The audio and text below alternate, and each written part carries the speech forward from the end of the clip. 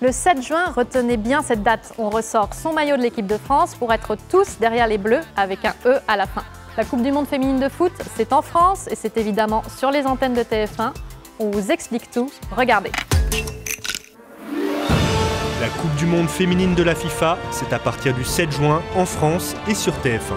À presque 100 jours de la compétition, il est l'heure de faire le point. Et pour cela, nous avons appelé deux experts. François Pélissier, directeur des sports du groupe TF1, et Grégoire Margoton.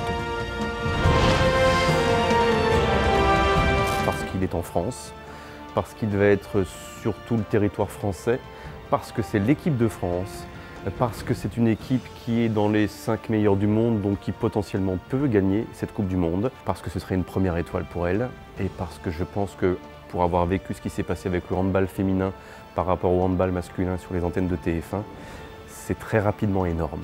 Comme tout événement, je dirais, majeur de sport et tout événement en général, il se doit d'être sur les antennes du groupe. On aura 25 matchs diffusés sur les antennes du groupe, les 25 meilleures affiches, avec les matchs de l'équipe de France féminine diffusés sur TF1 dès vendredi 7 juin pour le match d'ouverture au Parc des Princes, dans un Parc des Princes devant plus de 45 000 personnes.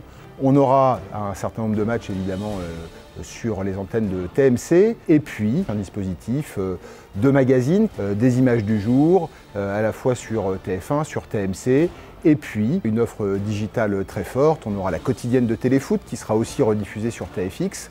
On aura des téléfoot spéciaux, les journaux télévisés de 13h, de 20h et puis évidemment LCI qui sera aussi partie prenante dans cette aventure et cette exposition formidable qu'on veut donner à la compétition.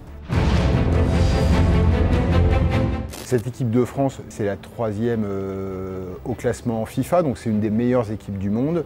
C'est une équipe qui vient de remporter ses 8 derniers matchs, dont le match contre les États-Unis, qui est la première nation mondiale, qui est championne du monde en titre. Elles progressent, elles ont toujours calé sur l'avant ou la dernière marche, avec le soutien du public français, d'être à domicile, d'avoir bien préparé tout ça pendant un an, avec une sélectionneur qui prend le truc par le bon bout, j'ai l'impression. Elles vont se présenter avec pas mal de confiance, avec un homme qui les a aidées, qui va les aider pendant 6 mois juste avant la Coupe du Monde, qui a été le même, qui a aidé les handballeuses à se décomplexer. S'il arrive à faire le même travail qu'il a réussi avec les handballeuses, les filles du football iront très loin.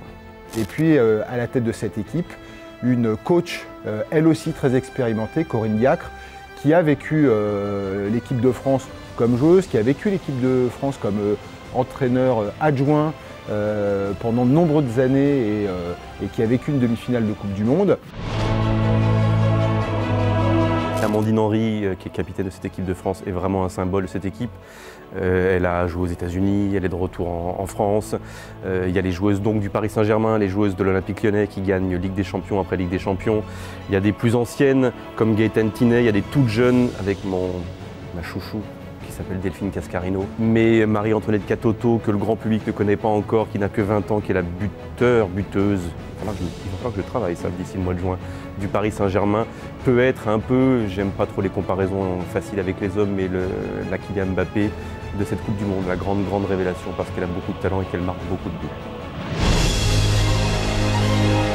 Alors, les règles sont exactement les mêmes, le terrain est le même, le ballon est le même. C'est pas le même rythme, c'est pas le même engagement, c'est pas le même esprit. Moi, je préfère l'esprit des dames sur un terrain aujourd'hui à l'esprit des hommes. Mais il y a de magnifiques gestes de foot, il y a de magnifiques mouvements collectifs, il y a des frappes de loin, il y a des parades de gardiens. C'est très agréable à regarder, un match de football féminin, pas simplement pour le foot, mais pour l'esprit qu'elles mettent sur la pelouse.